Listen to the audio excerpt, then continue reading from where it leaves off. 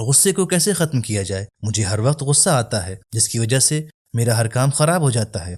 اسلام میں اس مسئلے کا کیا حل ہے؟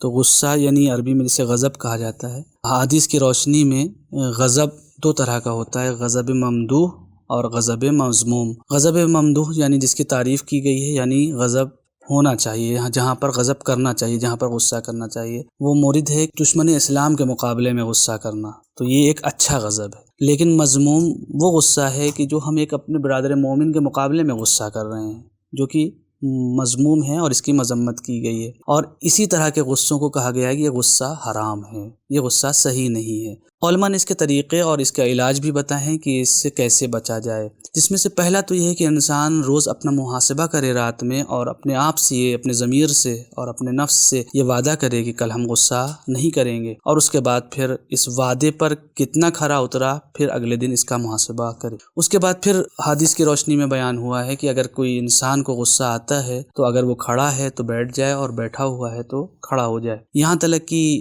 دوسری حدیث کی روشنی میں اگر غصے کی حالت میں انسان آ گیا ہے تو پانی پی لے۔ اس طرح کے چیزیں بیان ہوئی ہیں۔ یقیناً غصہ شیطان کا حربہ ہے، اور کہا گیا ہے کہ جب غصہ آئے تو اعوذ باللہ من الشیطان الرجیم کہا جائے۔ یہ ساری چیزیں عملی اور علمی علاج ہیں، لیکن ان سب سے بہتر یہ ہے کہ انسان اس بات پر غور کرے کہ اللہ نے غضب کس لیے رکھا ہے اور کس کے مقابلے میں ہونا چاہیے۔ اگر انسان اس چیز کو سوچ لے گا اور اس پر عمل کرنے لگے گا تو یقیناً برادر مومن یا اپنے بچوں پر اس طرح کا غصہ گرمی نہیں کرے گا۔ اور یہ بھی بات واضح رہے کہ غصے اور گرمی میں نکلے ہوئے الفاظ جو رقیق ہوں، جو فحش ہوں، وہ جائز نہیں ہیں، اور اس کے یقیناً انسان گناہ کا مرتکب ہے۔